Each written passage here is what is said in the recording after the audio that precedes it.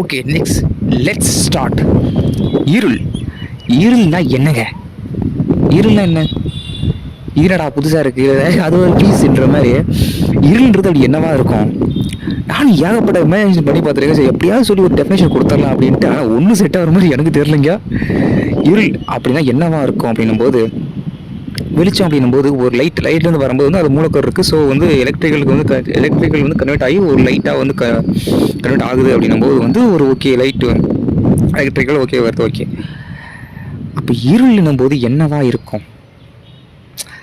அதாவது வந்து இருளை வந்து எந்த மூலப்பொருளால் உருவாகியிருக்கும் அப்படின்றது தான் வந்து எனக்கு ஒரு ரொம்ப நாளாகவே டவுட் இல்லைங்க. இது ஒரு மிஸ்ட்ரியில் ரொம்ப எக்ஸைட்டிங்காகவே இருக்குது.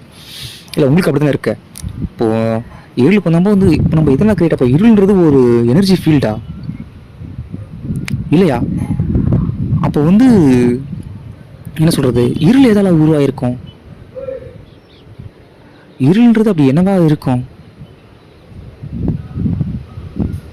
இட்ஸ் வந்து ஆக்சுவலி வந்து இது ஒரு மிஸ்ட்ரி கலந்த ஒரு எக்ஸைட்டிங். நான் எனக்கு ரொம்ப ஒரு எனக்கு எனக்கு எனக்கு பொறுத்த வரைக்கும் அப்படி தாங்க இருக்குது.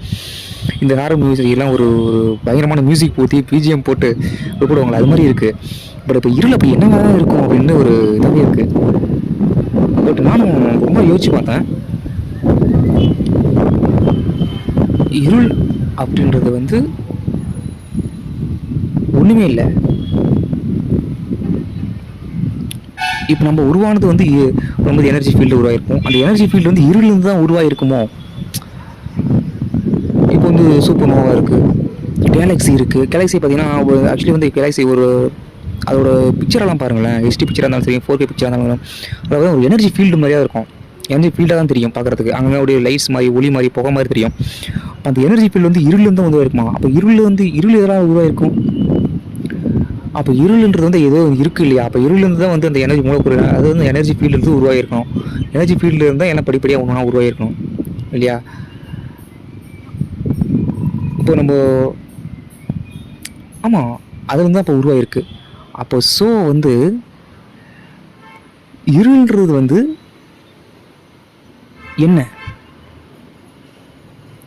இருள்ன்றது வந்து என்னவா இருக்கும் அப்படின்னு ரொம்ப நாளாகவே இதாக இருக்குது.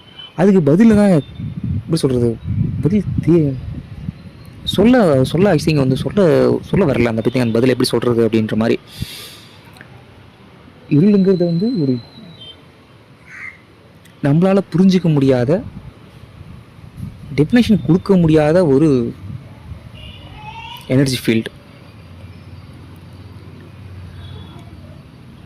இதுனது ஏதாவது ஒன்றுலேருந்து தான் ஒன்று வந்து உருவாகும் அப்படின்றது வந்து ஒரு தியரி.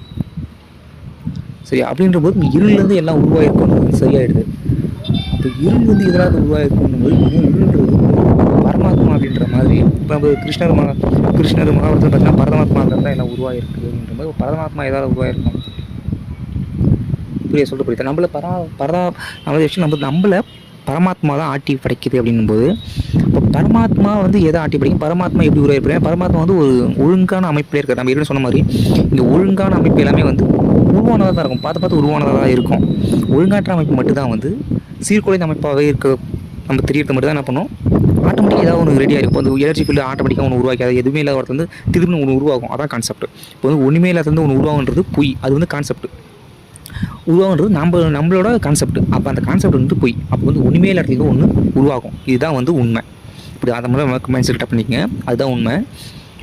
ஸோ இருளாக இருந்தாலும் சரி, லைட்ஸாக இருந்தாலும் சரி, இப்போ லைட்ஸ் உருவான மாதிரி இருள் உருவாயிருந்தாலும் ஒன்றுமே இல்லாத இடத்துல வந்து இருட்டானது உருவாகிருக்கு. ஒரு விஷயத்தை புரிஞ்சுக்க. இருட்டுங்கிறது ஒரு சோர்ஸ். லைட்ஸ் மாதிரி இருட்டுங்கிறது ஒரு சோர்ஸ். ஓகேவா? அதுவும் ஒரு சோர்ஸ். இருட்டுன்றதும் ஒரு சோர்ஸ். அப்போ ஒன்றுமே இல்லாத இடத்துல ஒன்று உருவாகுன்றது உண்மை. சரியா? அப்போ அதுலேருந்து தான் வந்து இருள்ன்றது உருவாயிருக்கணும். இருளிலேருந்து தான் நம்ம ஒவ்வொரு எனர்ஜி ஃபீல்டும் உருவாயிருக்கணும். இதில் வந்து ஆட்டம் ஒன்று எனர்ஜி ஒரு ரியாக்ஷன் ஒன்றா உருவாயிருக்கும். இப்போ ஒரு கெமிக்கல் இருக்குது. இப்போ பொட்டாசியம் ஐட்டம் இருக்குது. இன்னொன்று நெத்தியம், ஆக்சுவலி வந்து பொட்டாசியம் ஹைட்ரைடு இருக்குது, ஸ்டார்ச் இருக்குது. ஒவ்வொரு கெமிக்கலும் ஒன்று இருக்குது. இப்போ H2Oன்றது ஹைட்ரஜன் மற்றும் ஆக்சிஜன் ஒரு மூலக்கூறு சேர்ந்து வாட்டர் கிரியேட் ஆகிற மாதிரி ஒரு எனர்ஜி ஃபீல்டும் ஒன்று சேர்ந்து ஒன்று கிரியேட் ஆகும். அதாவது எக்ஸ்பெரிமெண்ட் நிறையா நீங்கள் யூடியூப்ல பார்த்துருப்பீங்க. அதுமாதிரி கிரியேட் ஆகும். ஸோ வந்து அப்படி ஒரு எனர்ஜி ஒன்றுக்கு ஒன்று மோதும்போது ஒரு மூலக்கூறு சேரும்போது ஒரு ரியாக்ஷன் கொடுத்தா ஒரு எனர்ஜி ஃபீல்டு உருவாயிருக்கணும். உருவாக்கிட்டு வந்து அங்கேருந்து ஒரு எனர்ஜி ஒழுங்கற்ற அமைப்பாக அங்கே ஒன்று செதறி கடந்து ஒன்றுக்கு ஒன்று ரியாக்ஷன் ஆகி ஒன்று அப்புறம் பிரெயின் உருவான மாதிரி கொஞ்சம் ஒரு சில நம்ம எப்படி கொஞ்சம் ஒரு சிலேருந்து ஒரு பல சில உருவான மாதிரி ஒன்று உருவாகி வந்திருக்க வாய்ப்பு இருக்குது. அப்படியே ஒன்று ஒழுங்கற்ற அமைப்பாக இருந்து அப்புறம் ஒழுங்குள்ள அமைப்பாக ஒன்று கொஞ்சம் சேஞ்ச் ஆகி அப்புறம் ஒழுங்கான அமைப்பு சேர்ந்து ஒரு எனர்ஜி ஃபீல்டு உருவாகி எனர்ஜி ஃபீல்டு ஒன்று சேர்ந்து ஒழுங்கான அமைப்பை தனிப்பட்ட முறையில் ஒன்று உருவாக்கி அது ஒன்று தனிப்பட்ட முறையில் உருவாக்கி ஒன்றா சேர்ந்து தான் நம்ம இங்கே வந்து நிற்கிறோம். இப்படி உருவாகிருக்கு தான் உலகம். இது தாங்க உண்மை. அதாவது வந்து ஒன்றுமே இல்லாத இடத்துலேருந்து ஒன்று உருவாகாது அப்படின்றது வந்து 100% பொய்ங்க. அப்படி இருக்கும்போது இந்த இடம் எனர்ஜி ஃபீல்டு வந்து எப்படி உருவாயிருக்குன்றது இப்படிதான் உருவாயிருக்க வாய்ப்பே இல்லை. அப்போ வந்து ஒன்றுமே இல்லாத இடத்துல ஒன்று உருவாகும். அதுதான் உண்மை. அதுதான் கான்செப்ட்.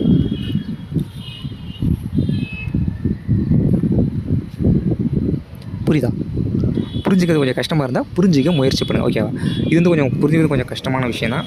நம்ம அது வந்து ஒரு சில விஷயங்களை வந்து புரிஞ்சிக்கணும், முயற்சி பண்ணணுங்க. ஓகே. அப்போ இது நம்ம வீடியோஸ் எல்லாமே வந்து இருக்கிற ஒரு சில கான்செப்டுகளை தகர்க்கிற மாதிரியும் புதுமையானதாகவும் இருக்கும். ஸோ அதுக்கு அடாப்ட் ஆகிக்குங்க நண்பர்களே. ஓகே, நம்ம நெக்ஸ்ட் வீடியோ சந்திப்போம். சப்ஸ்கிரைப் பண்ணிங்க, லைக் பண்ணுங்கள். தயவுசெய்து மறக்காமல் லைக் பண்ணுங்கள். தேங்க்யூ. உங்கள் லைக் வந்து மிகப்பெரிய வரமாக நினைக்கிறேன். Thank you. And say thank you all of you.